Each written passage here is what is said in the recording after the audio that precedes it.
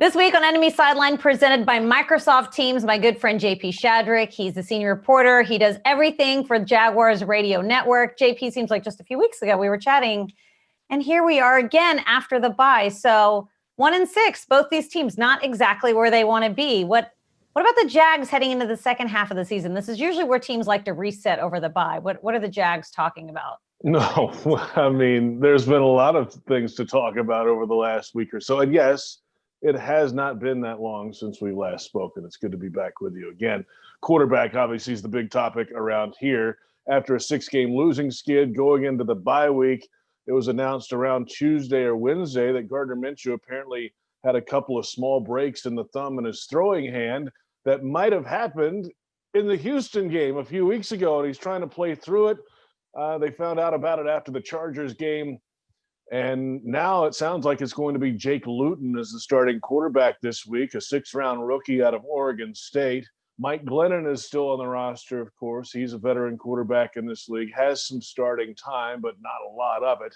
But hearing Doug Marrone talk this week, sounds like Luton's going to get his opportunity, certainly on the practice field this week, to get those reps. And they just want to see him in live game action. They haven't been able to do that without a preseason. So when the quarterback goes down, that is the number one and the biggest talking point this week for the Jaguars. We can delve into the defense all we want a little bit later. They have their own issues, but Gardner Minshew will not play this week, and that's priority number one. Yeah, a little bit of a surprise heading into this week as the Texans and the Jaguars face off for the second time this season. So tell me a little bit about Jake Luton. Obviously, the Jaguars drafted him, but we're hoping that Minshew is going to be the guy for the 2020 season. What do they like about Luton's skill set? What do they hope that he brings to this offense? Well, I'll say this. In training camp this year, the few times we were out there to watch some of those open practices, he did turn some heads with his ability to push the ball down the field and his arm strength.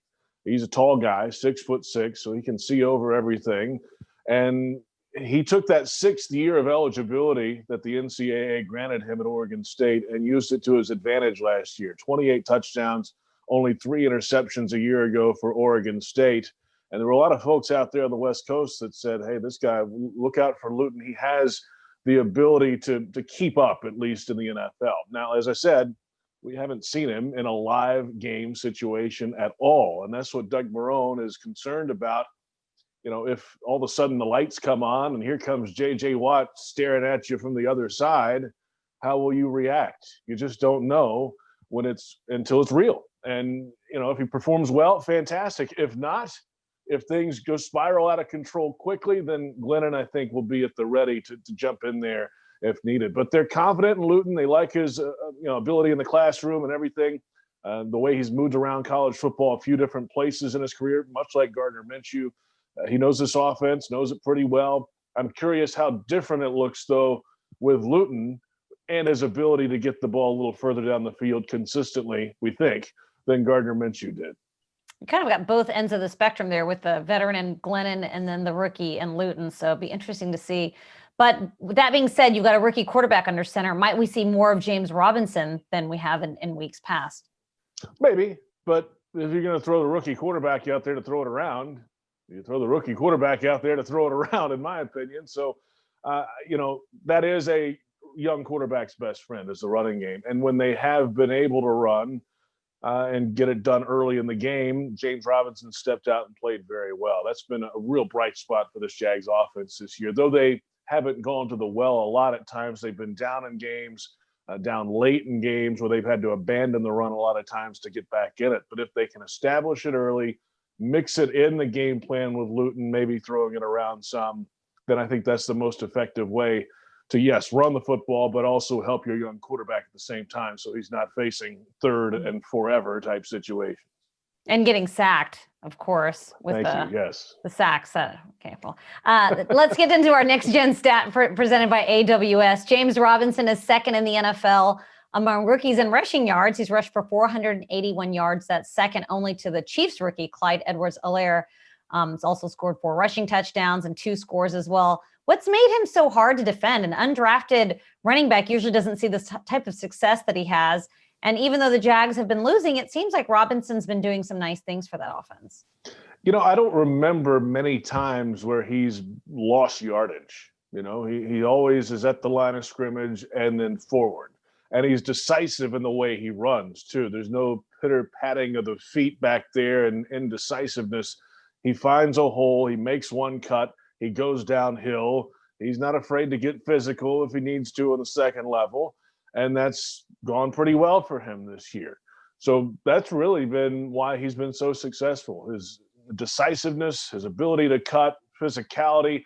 I don't know if he has the home run from 40 to 60 yards for a touchdown type of speed down the field, but if you need anywhere between 5 and 15, that can keep an offense moving in the NFL. That's what he's done. All right. I know you and I spoke over the offseason about some of these rookies, and I know you've talked about Laviska Shenault.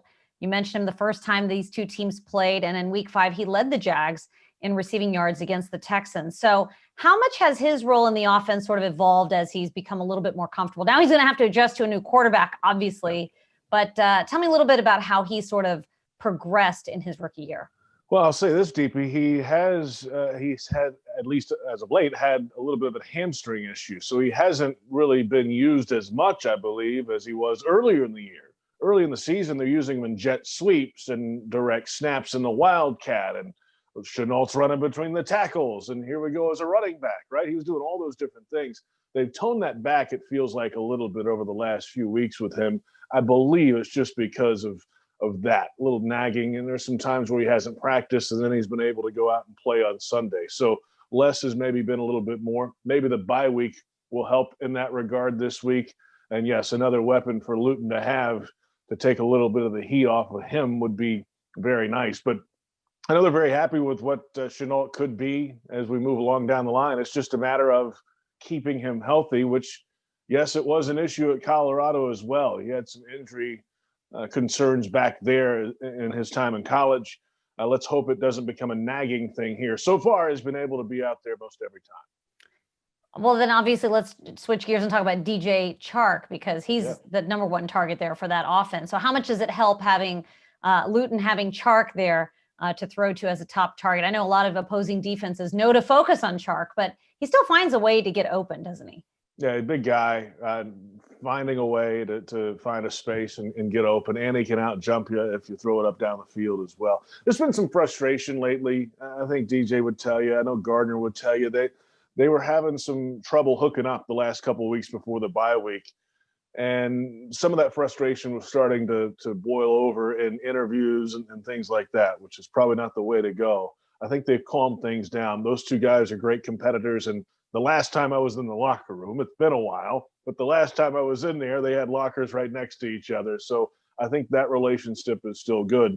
Now with Luton, yes, I don't know if it's a safety blanket of sorts, but he is a guy you can throw the ball up to, and you have a pretty good shot of coming down with a reception down the field if you need to get one of those.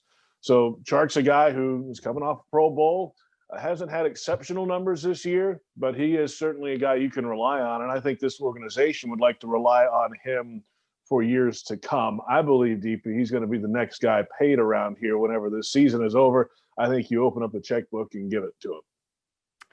Well, let's talk about that Jags defense, shall we? They've, like you said, allowed over 30 points in the last 6 losses that they've had. And I know the struggle has been real with the loss of some of their big leaders up front, which the Jags will face a little bit later when they face the Ravens. But, you know, who are some of the key players that they hope to get back? I know there's also some injuries. They've been banged up, but with the bye week and a little bit of rest, who are some guys that they're hoping can sort of come back and help that defense? Well, Doug Marrone earlier this week said that Miles Jack should be back. He's slated to get back on the field. He's had an ankle issue last couple weeks. And when he isn't out there, it really changes the way they operate on defense. He's the guy that can go make plays for you on the weak side. He stepped out this year into that new role and has played very well when he's been healthy, and was leading the team in tackles and doing all that stuff, and really playing at a Pro Bowl level the first 3-4 weeks of the season.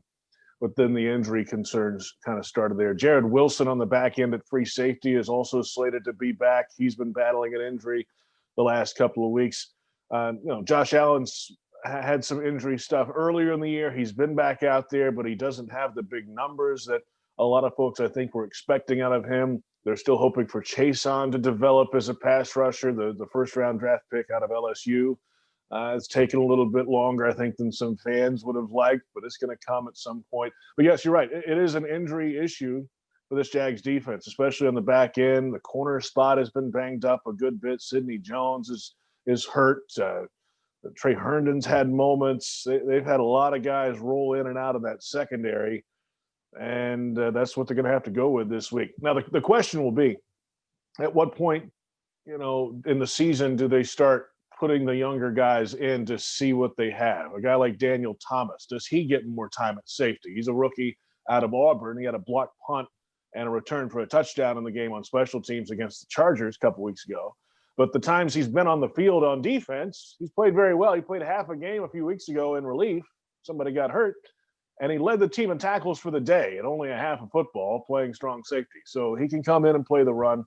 I'm curious how that's going to go, because there's no magic fix for this thing. There's nobody going to come in here at the trade deadline or anything and fix this defense. It's those guys on the field. It is a young, banged-up football team on the defensive side. Certainly, can they figure it out, rally some things together, and stop this string of 30-point games? I think that's the first thing you have to do before you can move forward. Well, even if we look at some of the numbers, I know turnover differential is a number that we look at quite a bit around here. Both teams are at -4, the Jags and the Texans. But if you dig a little deeper, the Jaguars have had 6 interceptions. Now, they've turned the ball over a number of times too, but how surprising or encouraging is it that they've had so many picks with such a young secondary? Yeah, there's been a lot of turnover there, as we just mentioned. So different guys stepping up and making plays at different times. Jared Wilson was out early this year on IR, scheduled to return. He came back, first game back, gets an interception. Sidney Jones, a guy that a lot of people didn't really know about in training camp, he has a pick in that same game. So really different guys getting their hands on the football that you might not expect. Joe Schobert off a tip ball a couple of weeks ago made a play on a deflection, on an interception late in the game. But unfortunately, a lot of times those turnovers have not really turned into points for this team a lot of times. So when the defense finally does get takeaways, the offense has not been able to push it in the end zone. And a lot of times with the kicking situation around here, they've missed field goal points too. So they hopefully have settled that down. They could use some more of those, but it's just a matter of, you can't really put your finger on who or why or how it's happening some weeks, because different guys have stepped up and made plays on defense in key moments to get some of those interceptions and takeaways. All right, good stuff, JP. Always a pleasure chatting with you. Cannot believe this is already our second meeting of the season. So we'll talk soon. Thanks so much for the time, as always. Always great to visit with you, Deepi, and we'll catch you next time.